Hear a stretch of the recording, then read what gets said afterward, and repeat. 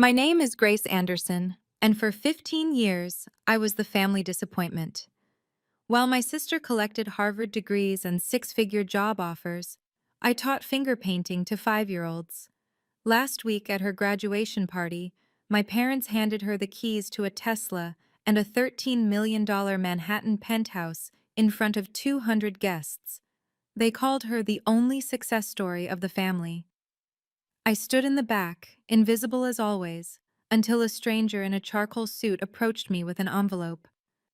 "Your grandfather knew the truth," he whispered. What happened next left my entire family speechless. Before we begin, please take a moment to like and subscribe, but only if this story truly resonates with you. I'd love to know where you're watching from and what time it is there. Let me tell you how one piece of paper changed everything. The Anderson family penthouse overlooked Central Park from the 68th floor. Every morning, I'd watch my parents sip coffee from Waterford Crystal while planning Isabella's future from that $50,000 walnut dining table.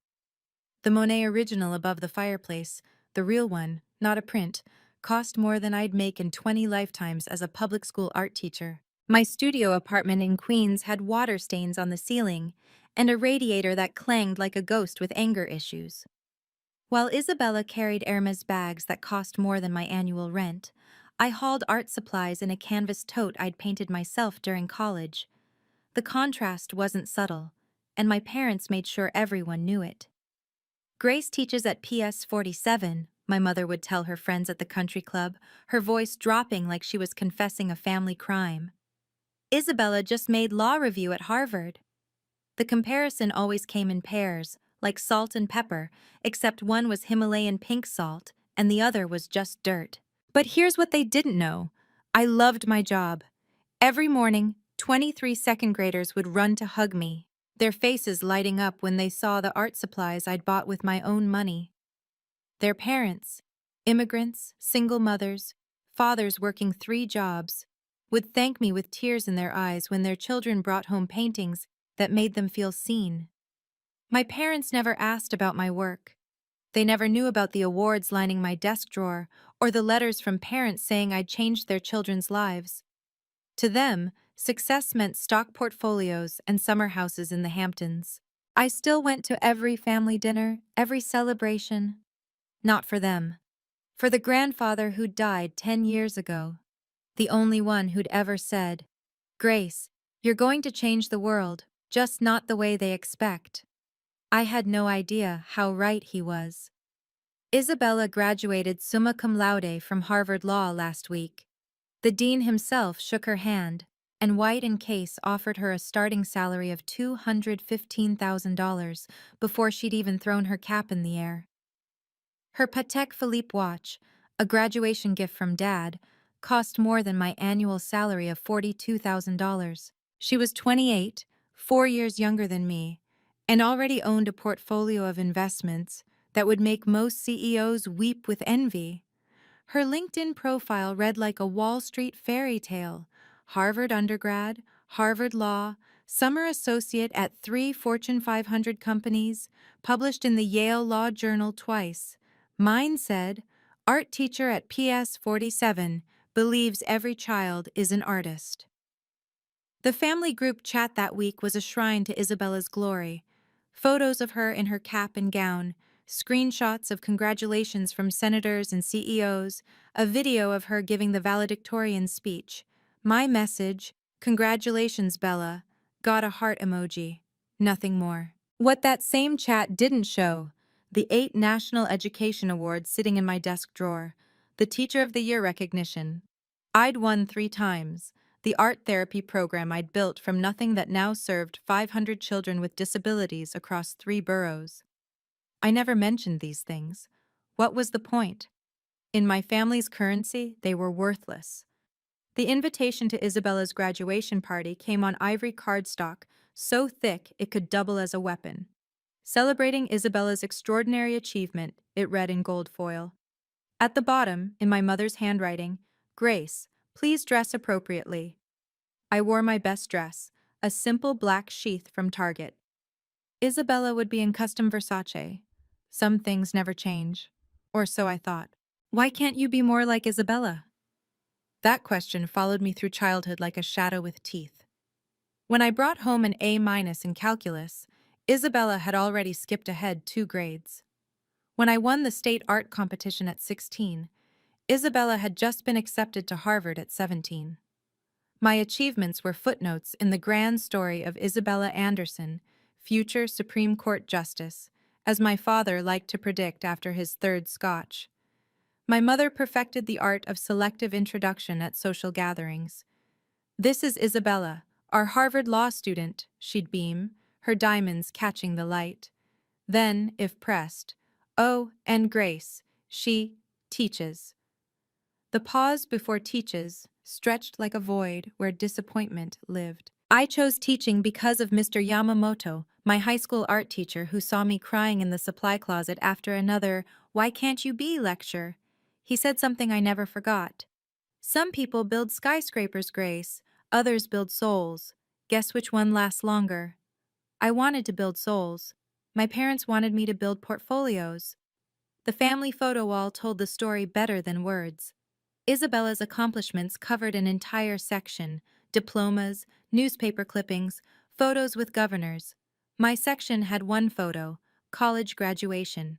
Even that was partially hidden behind Isabella's Harvard acceptance letter, which my mother had framed in gold. 10 years of therapy taught me to stop seeking their approval. But knowing something intellectually and feeling it in your bones are different beasts. So I kept showing up, kept smiling, kept pretending their words didn't carve little pieces from my heart.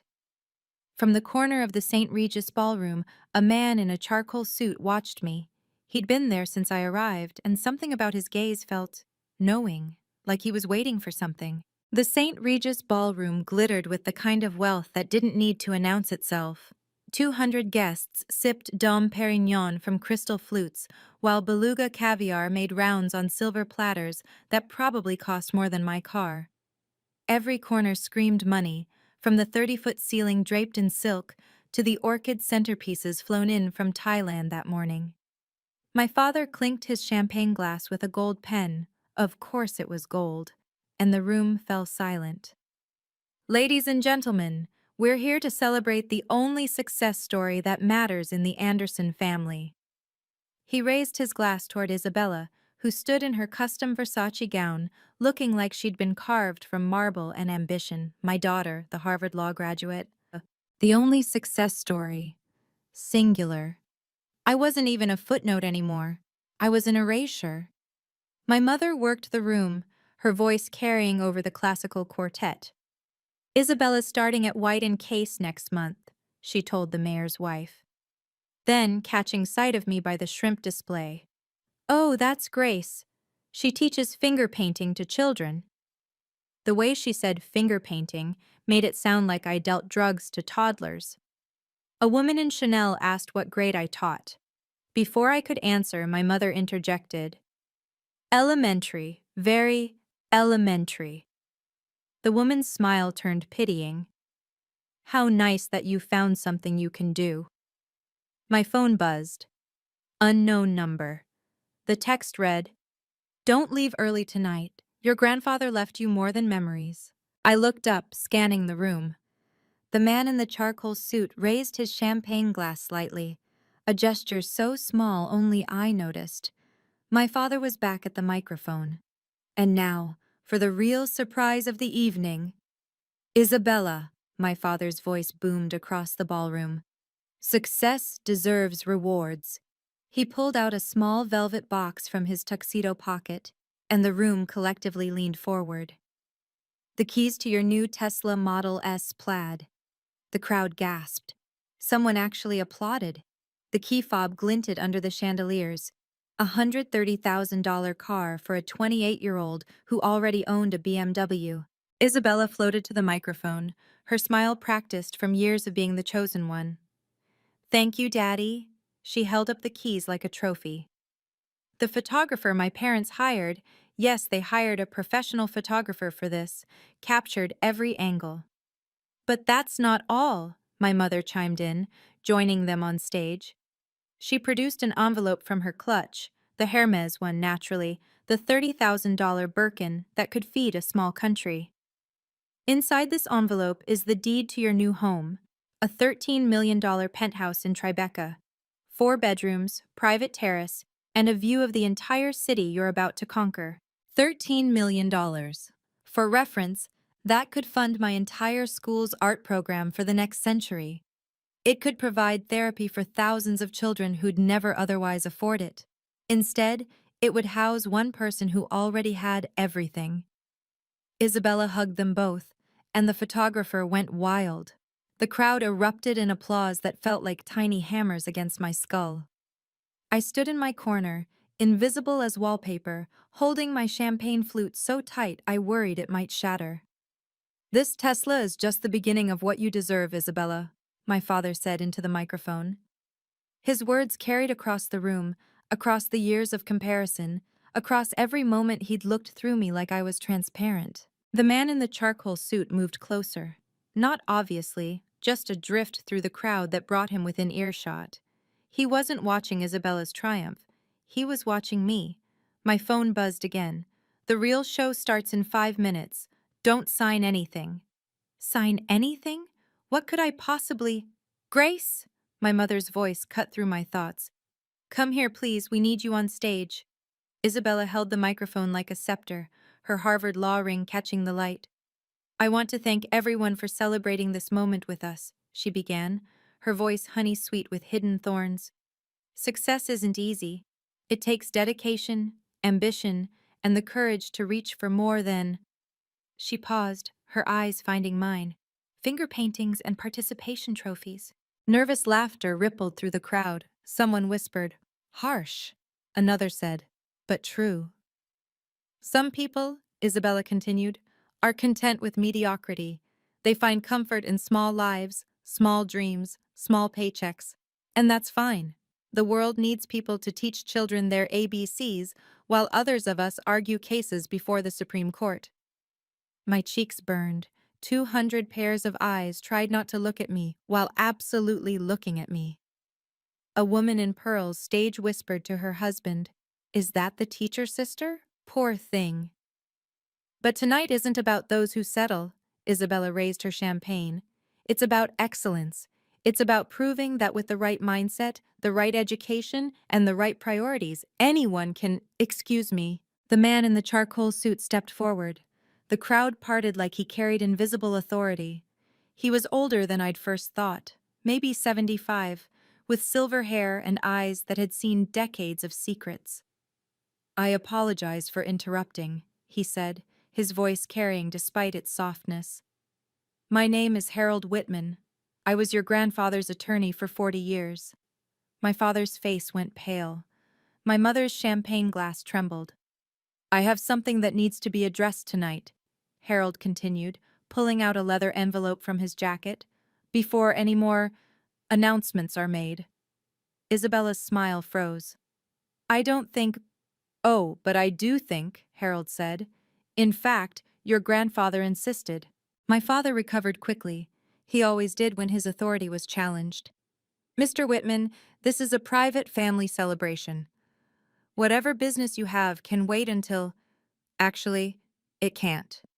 Harold's voice remained calm, but there was steel underneath. "Especially considering what you're about to do." My father's jaw tightened. He knew something. They both did.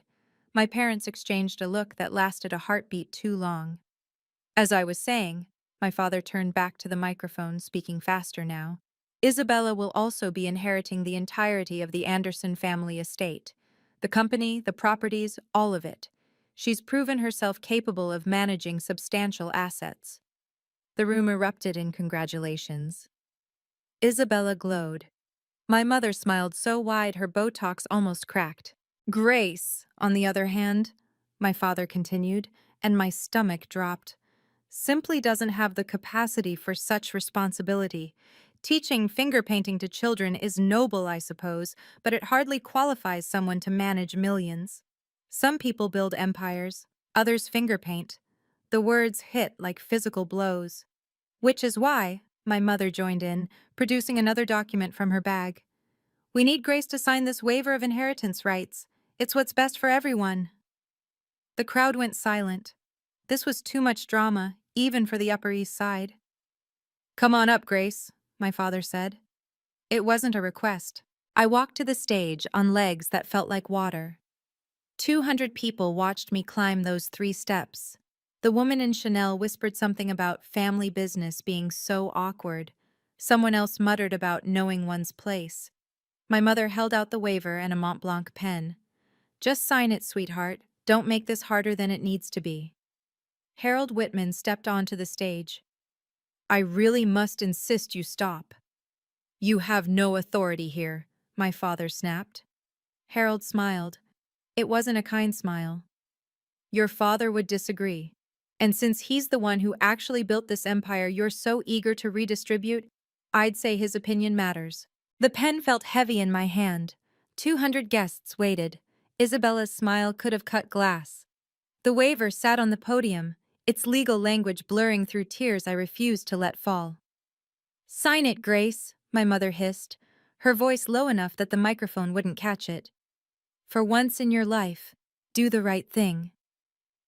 The right thing. For them, that meant disappearing.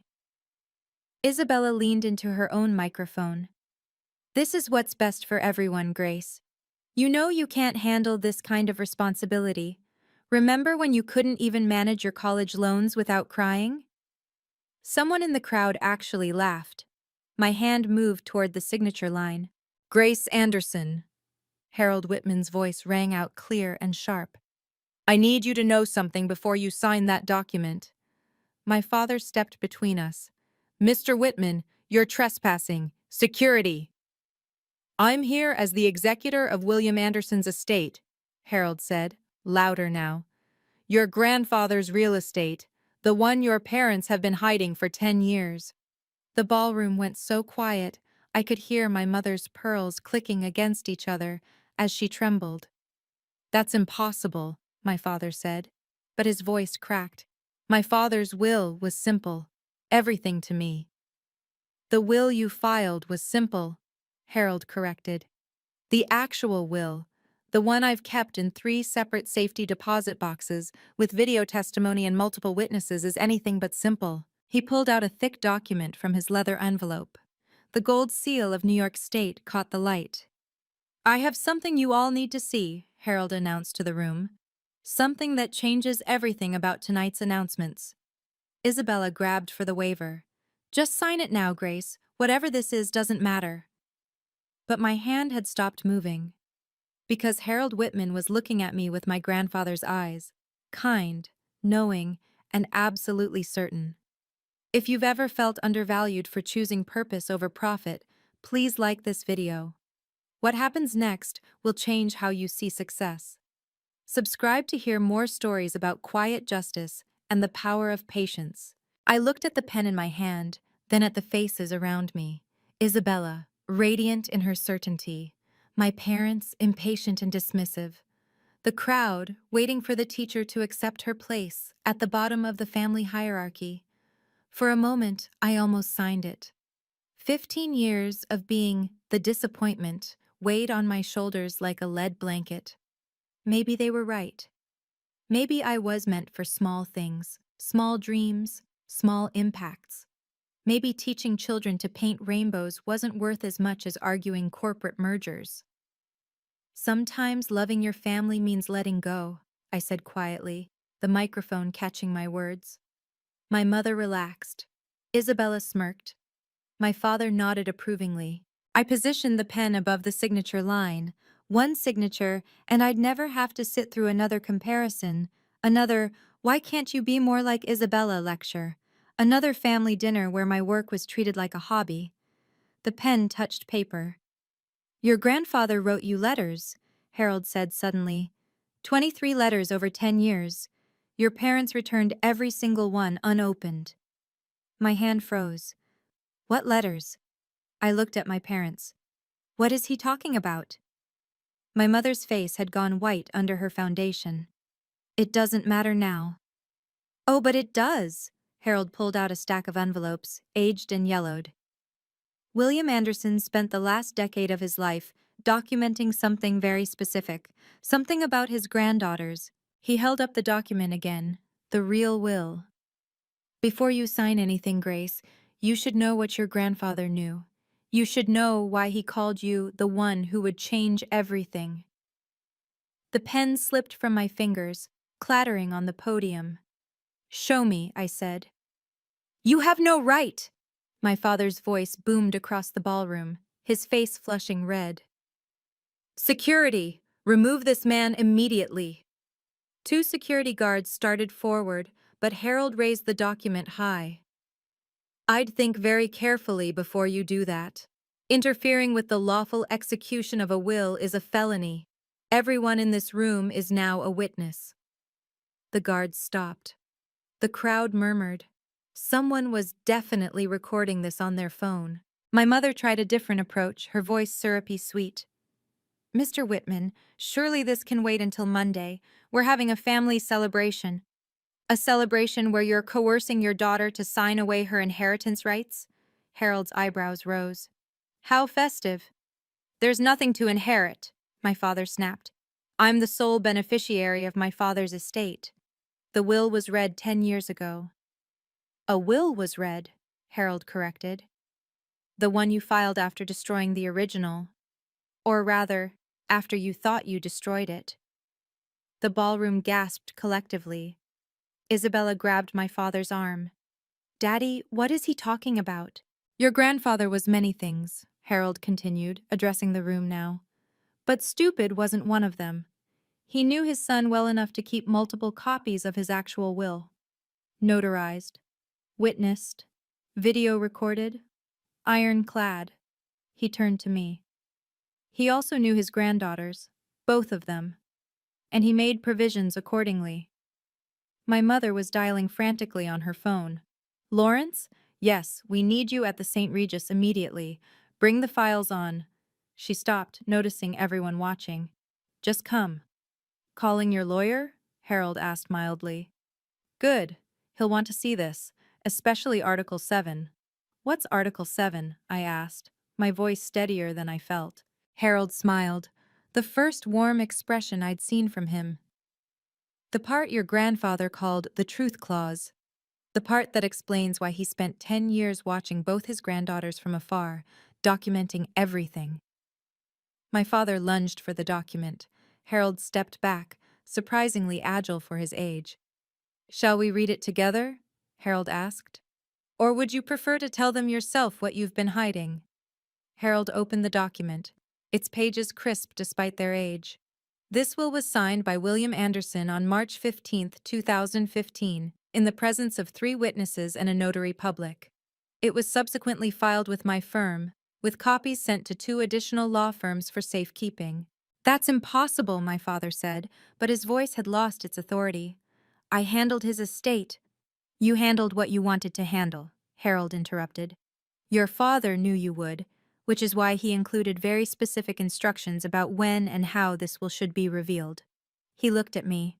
He wanted to wait until both granddaughters had shown their true character. Tonight seemed appropriate given the circumstances. Isabella pushed forward. This is ridiculous. Even if there's another will, it can't override.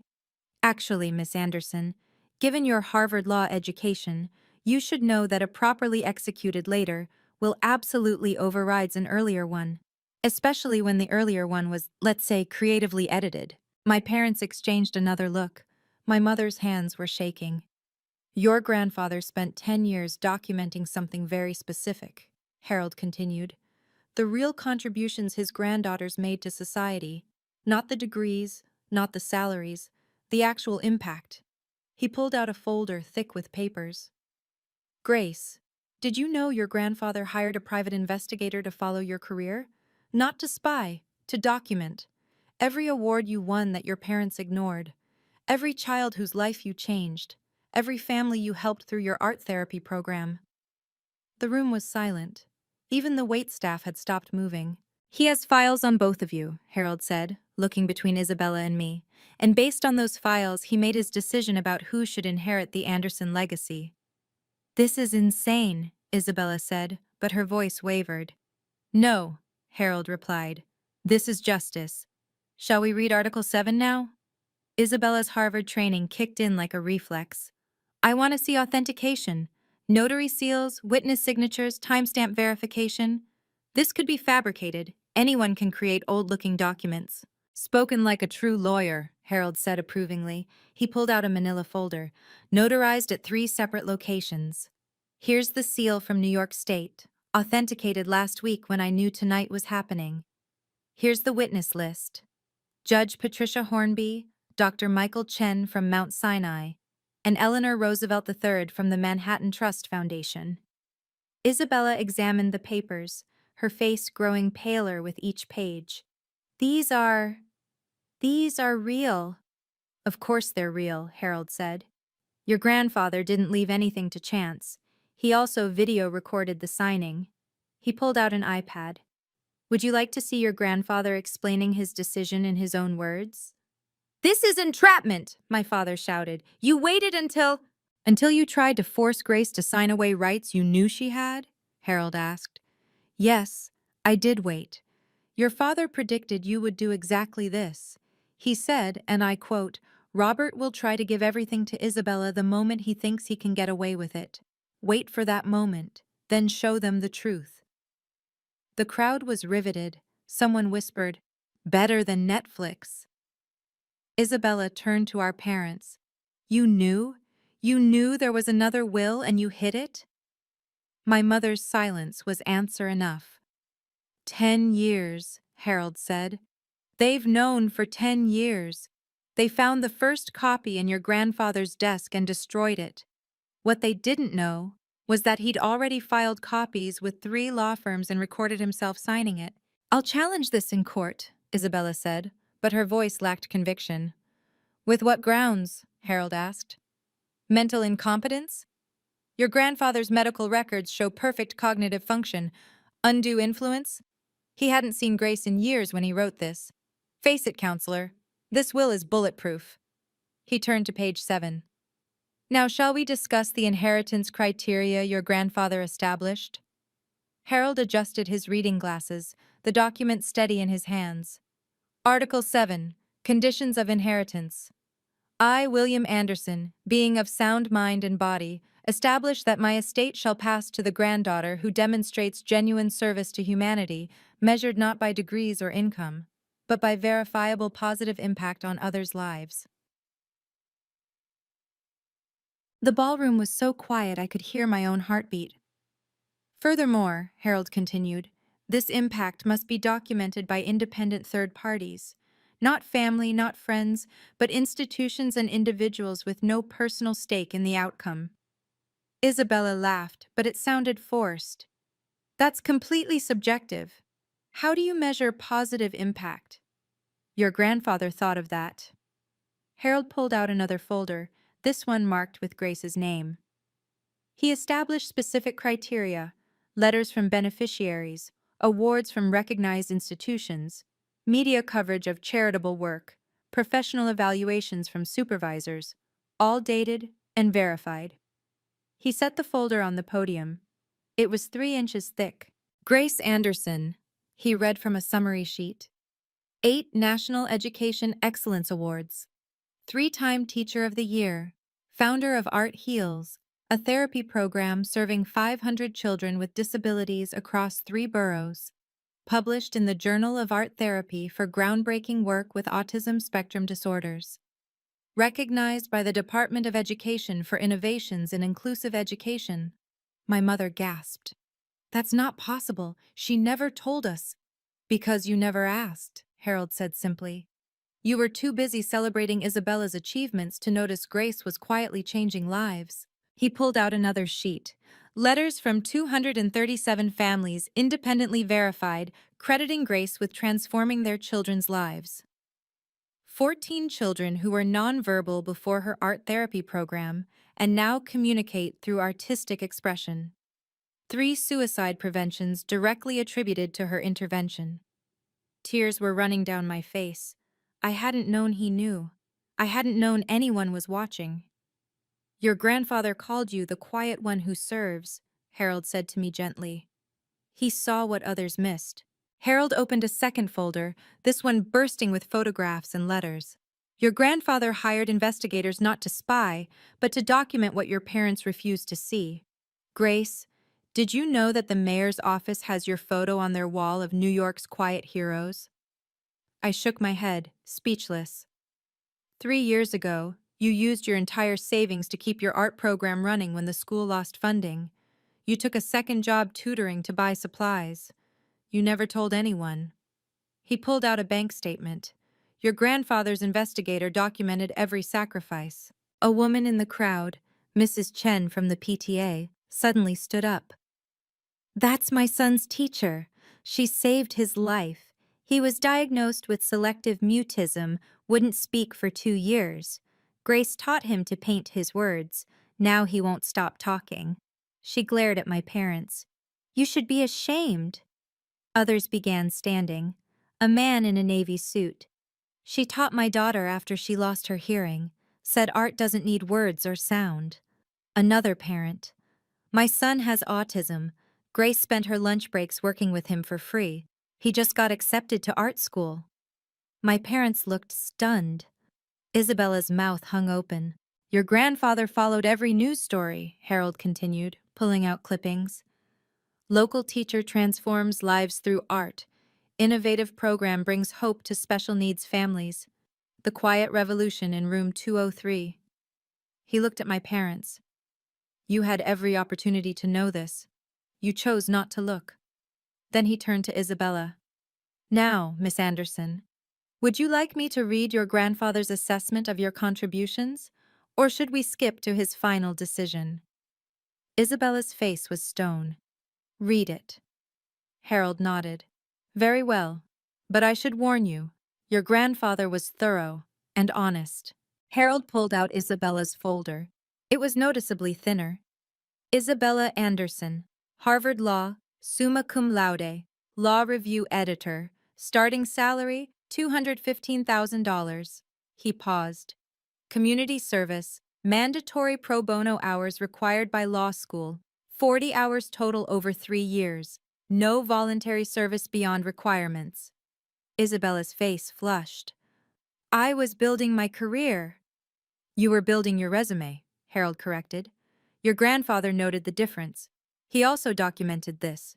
In 2019, you volunteered to organize a charity auction for underprivileged children. You raised $30,000. He paused. You also charged the charity a $15,000 administrative fee. Gasps echoed through the ballroom. That was legitimate compensation for my time, Isabella protested. From a children's charity. Harold's eyebrows rose. Your grandfather found that particularly telling. He pulled out more papers. 2020. You offered pro bono services to a homeless shelter. When you discovered they couldn't provide a tax write-off large enough, you withdrew the offer. 2021. You volunteered to mentor inner-city students. You attended one session, took photos for your LinkedIn, and never returned. My parents were frozen. This wasn't the Isabella they'd promoted. Meanwhile, Harold gestured to my thick folder, Grace has letters from the Department of Education, the National Art Teachers Association, the Autism Society, the Children's Hospital of New York, and… He pulled out an official letter. The White House Office of Public Engagement, commending her for extraordinary service to America's most vulnerable children. He held up both folders. One granddaughter has degrees and dollars. The other has changed hundreds of lives. Your grandfather's will is clear about which one inherits. But there's more, Harold said, his voice carrying a weight that made everyone lean forward. Article 7 has a second component, a clause your grandfather called the humility provision. Isabella's lawyer had arrived, slightly out of breath. Don't say another word, he advised his clients. Oh, I think everyone needs to hear this, Harold smiled. Sometimes the quietest person in the room is the strongest. If this story touches you, please comment below. Where are you from and what time are you watching? Subscribe and hit the notification bell to follow the climax that's about to unfold. Isabella's lawyer, Lawrence Fitzgerald, pushed through the crowd, his Armani suit impeccable despite his rush. This is highly irregular. Any will contest should be handled in probate court, not at a social gathering. There's nothing to contest, Harold replied calmly. I'm simply executing William Anderson's explicit instructions. He wanted this revealed publicly, in front of witnesses, specifically when the family tried to exclude Grace from inheritance. Isabella grabbed Lawrence's arm. Tell them this won't hold up. Tell them I'll sue for defamation, for intentional infliction of emotional distress, For what? Harold interrupted. For revealing the truth? Your grandfather documented facts, Miss Anderson. Pro bono hours are public record. Charity finances are public documents. Your LinkedIn posts about mentoring are still online, though the shelter confirms you only attended once. This is character assassination, Isabella's voice cracked. No, a voice from the crowd spoke up. It was Judge Patricia Hornby, one of the will's witnesses. This is accountability. I watched William Anderson sign this will. He was heartbroken about what his son had become, how material success had replaced human values. He said, Wait, Patricia, I built this fortune to help people, not to create monsters. More parents from my school stood up. Mr. Rodriguez, whose son had severe ADHD. Grace Anderson spent every Thursday after school with my boy for 2 years. Never charged us a penny. He's in college now because of her. Mrs. Kim. My daughter was bullied for her disability. Grace created a whole anti-bullying program through art, changed the entire school culture. Dr. Patel. She volunteers at our children's hospital every Saturday, brings art supplies she pays for herself. Isabella looked around wildly. Money doesn't make you worthy, Isabella, I heard myself say, my voice steady. Impact does. You manipulated him, Isabella accused. You must have... Grace hadn't seen her grandfather for 5 years before he died, Harold stated. By your parents' design. They told him she was too busy with her little teaching job to visit. My father's CEO instincts kicked in. When cornered, negotiate. Let's be reasonable here. We can work out an arrangement. Split everything equally. 50-50. That's fair. Fair? Harold's voice carried decades of legal authority. Was it fair when you told your father that Grace dropped out of college? She graduated with honors. Was it fair when you said she was unemployed? She was teaching full-time. Was it fair when you returned every letter he tried to send her? My mother clutched her Hermes bag like a lifeline, tears ruining her perfect makeup. We only wanted what was best for the family.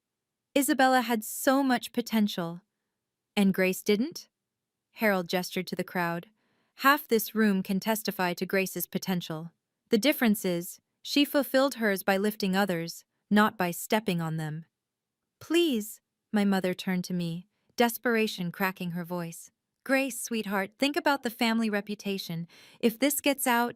It's already out, someone called. 3 phones were clearly recording. My father tried one last angle. Grace, you don't understand complex finances. The company needs someone with business experience. The company? Harold laughed. You mean the real estate empire built on your father's patents? The ones he invented while teaching at Columbia? Before he knew his son would value square footage over souls? Lawrence whispered urgently to my parents. Isabella stood frozen, her perfect world crumbling in real time. We can challenge mental capacity, Lawrence suggested quietly, but his voice carried. Judge Hornby stood up. I'd be happy to testify about William's mental state, sharp as a tack. He beat me at chess the day before he died. My father's shoulders sagged. My mother sank into a chair. Grace, my father said quietly, what do you want? For 15 years, I'd been silent. The quiet one, the disappointment, the afterthought. Now 200 people waited for my words. What do I want? I repeated, my voice carrying across the ballroom. I wanted parents who saw me, who valued compassion over compensation, who understood that teaching isn't settling, it's building the future one child at a time. I stepped toward the microphone, my target dress suddenly feeling like armor. I spent 15 years believing I was less than Isabella because my bank account was smaller, because my car was older, because my apartment didn't have a doorman. I looked at my parents. You taught me that worth equals wealth. Grandfather knew better. The room was silent except for someone quietly crying, Mrs. Chen, whose son I'd taught to speak through art. I don't need your money, I continued, looking at my parents. I needed parents who celebrated my first teaching award the way you celebrated Isabella's first A+. I needed a family who understood that changing one child's life matters more than billing hours. Isabella finally spoke.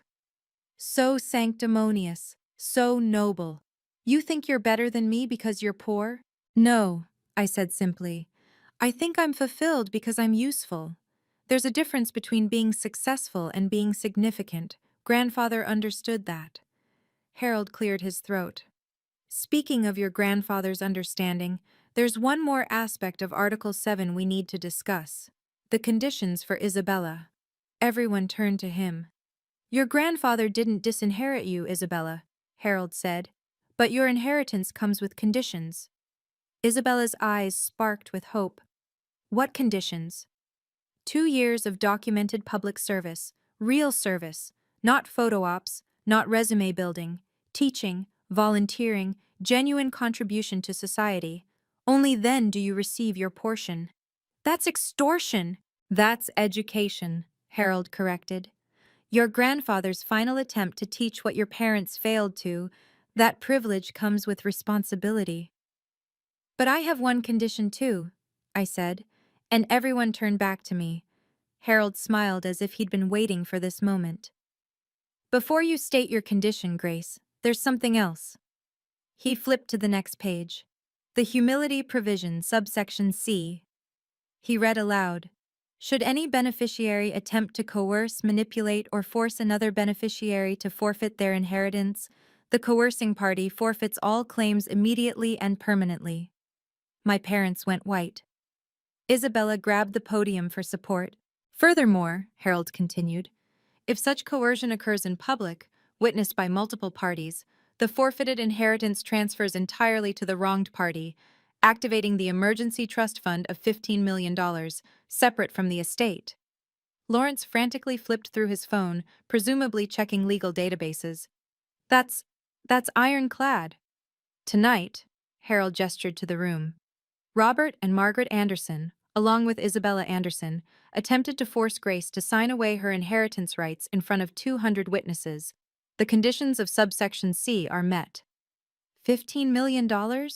Isabella's voice was barely a whisper.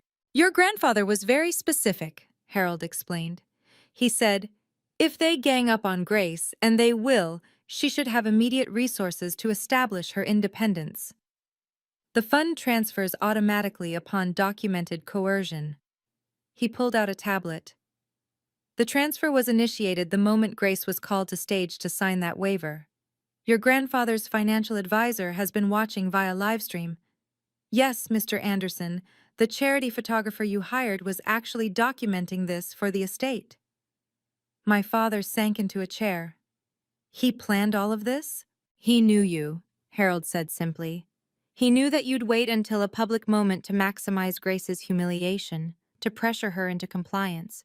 He knew Isabella would support it for her own gain, and he knew Grace would endure it quietly, as she always has. The company? My mother asked weakly. Transfers to a trust with Grace as primary beneficiary and decision-maker. Though, Harold looked at me, your grandfather hoped you'd convert it to a foundation. He left suggestions for focusing on art therapy and special education. Isabella was crying now. Not pretty tears, but the ugly kind that come with genuine loss. My job offer? White and Case has a morality clause, Lawrence said quietly. Being party to inheritance fraud, they'll withdraw the offer. The Tesla keys fell from Isabella's hand, clattering on the marble floor. Lawrence Fitzgerald, despite being my family's lawyer, had gone pale as he scrolled through his tablet. The legal ramifications are severe. The attempted coercion tonight, witnessed and documented, constitutes inheritance fraud. The Bar Association will investigate. Isabella, your law license application. No, Isabella gasped. No, they can't. They can and they will, Judge Hornby interjected.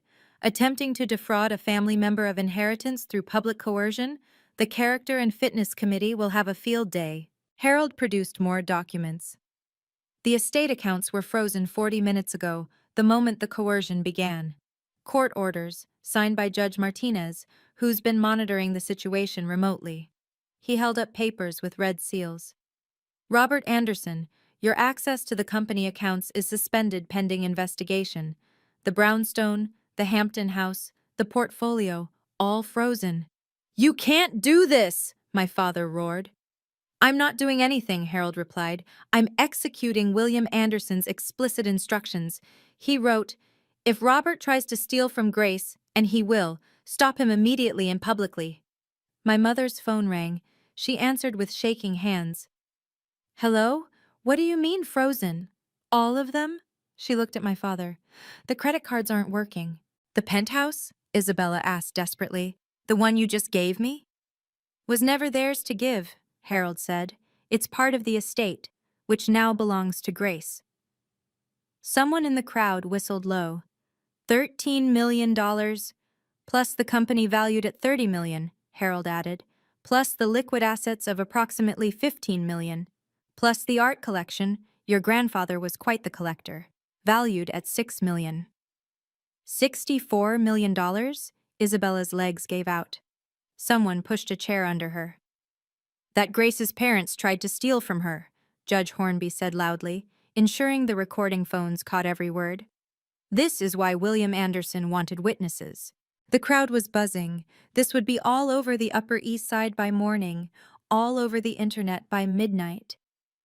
The Tesla? Isabella asked in a small voice. Purchased yesterday with estate funds, Harold confirmed. It'll be returned to the dealer Monday.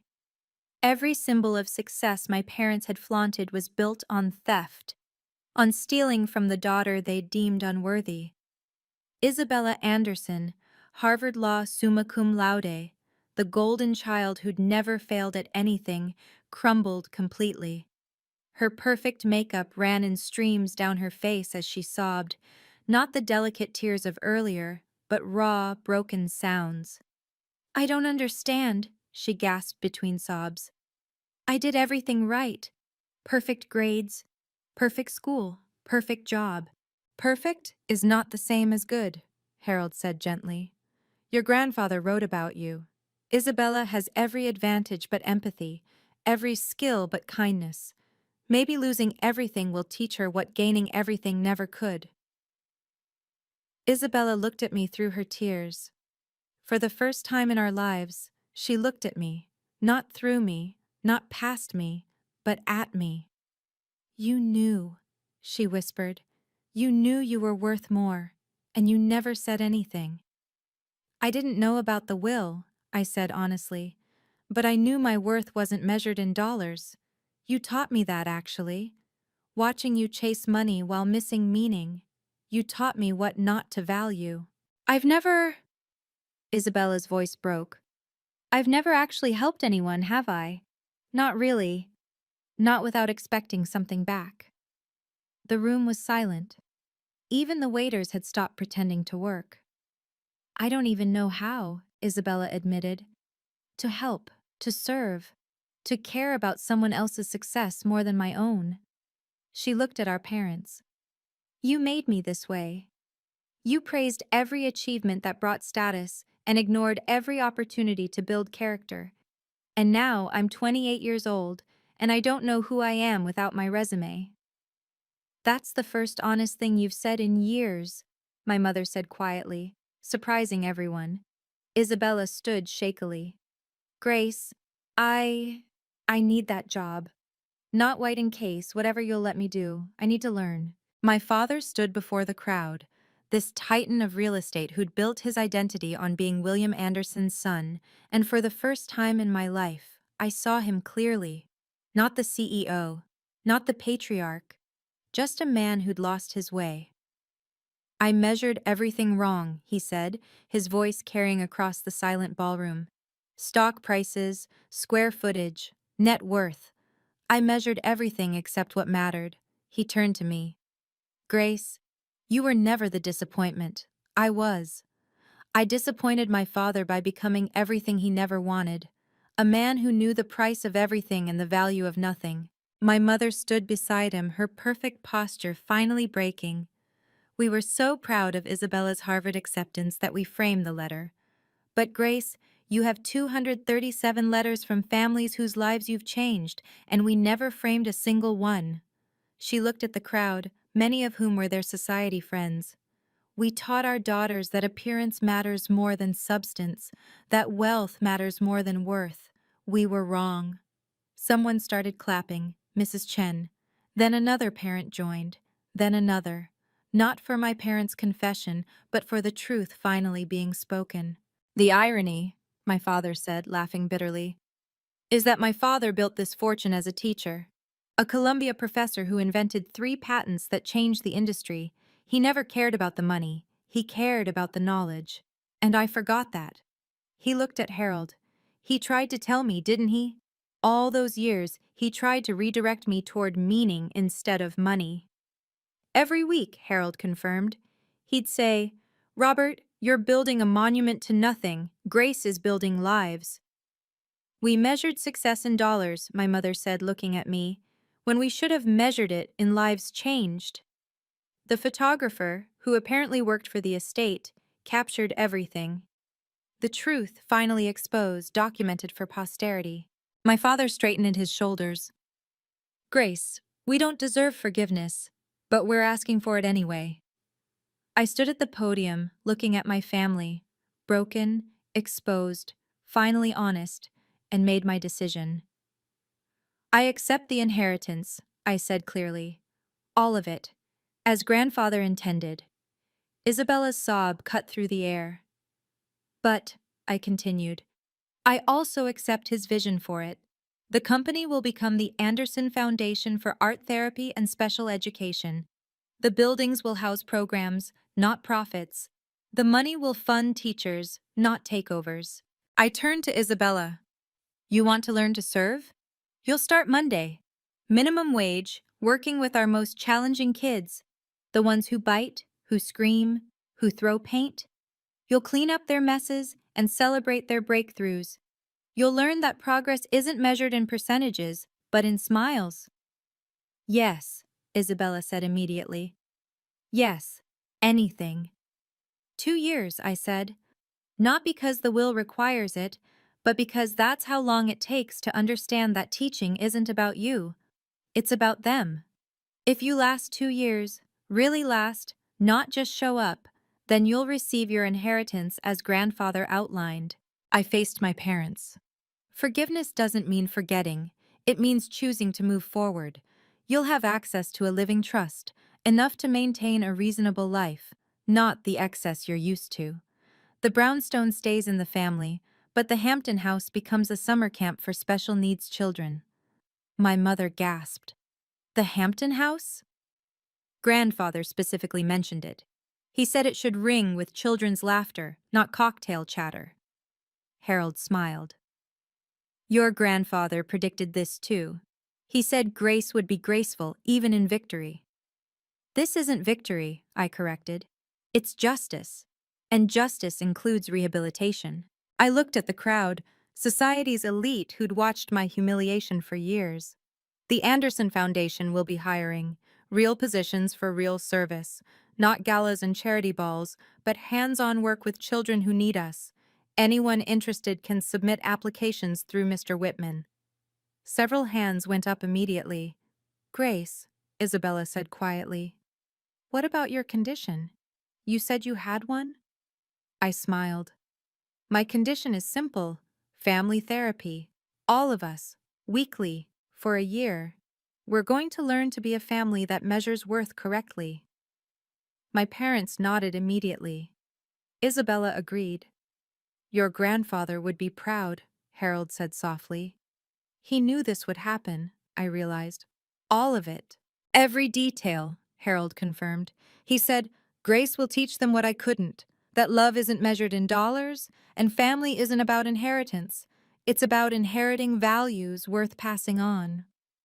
6 months later, The Anderson Foundation for Art Therapy and Special Education served 2,000 children across 5 states. The Hampton House hosted its first summer camp with 40 kids who'd never seen the ocean. The Brownstones Ballroom, where my parents once held society gatherings, now echoed with children's laughter during weekend art workshops. Isabella lasted the first month by sheer will. The second month broke her. A 7-year-old with autism had a meltdown, threw paint everywhere, including in Isabella's hair. She cried in the supply closet. I found her there, covered in purple paint, and she laughed, really laughed, for the first time in years. He was trying to paint the sound of happiness, she said. He told me purple sounds happy. Now she runs our sensory art program. She's brilliant at it, that Harvard brain finally serving something meaningful. Her salary is $43,000 a year. She drives a Honda Civic. She's never been happier. My parents volunteer every Wednesday. Dad reads to kids while Mom helps with art projects. Last week, a child hugged my mother and left paint handprints on her blouse. She wore those handprints the rest of the day like medals of honor. The foundation has 50 full-time teachers, all paid $60,000 minimum, a living wage for doing life-changing work. We've partnered with 15 hospitals, 30 schools, and countless families who never thought their children would communicate until art gave them a language. White and Case called last month. They wanted Isabella back, said they'd reconsidered. She laughed and hung up. I have purple happiness to paint, she told them. Harold Whitman serves on our board. He says grandfather would be amazed at what we've built. I disagree. I think grandfather knew exactly what would grow from the seeds he planted. I still teach at PS 47. Same classroom, same kids who need me, same $42,000 salary from the school. The only difference is that now I can buy all the supplies we need. Every child gets their own easel, their own paints, their own chance to show the world their inner light. My grandfather knew that true inheritance isn't money, it's impact.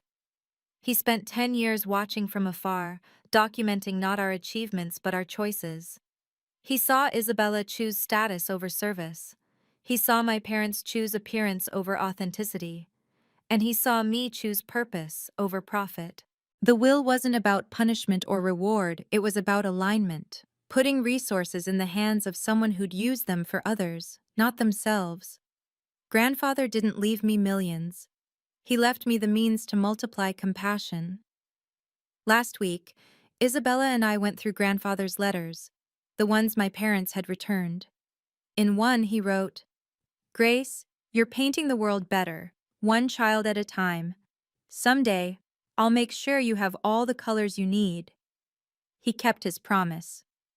My parents are different now, smaller in the best way, less proud, more present. They've discovered that being grandparents to 2,000 kids through the foundation brings more joy than any boardroom victory ever did. The art collection grandfather left? It hangs in children's hospitals now. Picassos and Pollocks watching over kids who paint their own masterpieces between treatments. That stranger in the charcoal suit who changed everything? Harold still comes to our events. He always stands in the back, watching, smiling. Last week he told me, Your grandfather said you'd know what to do with the money. He said, Grace already knows the difference between having wealth and being wealthy. He was right. I am wealthy. Not because I inherited $64 million, but because I inherited the understanding of what to do with it. Money is just paper and numbers until you transform it into changed lives. That's the real inheritance my grandfather left. Not a fortune, but a purpose for it. If this story reminded you that your worth isn't determined by others' opinions, please share it with someone who needs to hear it today. Subscribe for more stories about quiet justice and the power of patience. Comment below. Have you ever been undervalued by those who should have seen your worth? Remember, sometimes the quietest person in the room is the strongest. Thank you for listening to Grace's story.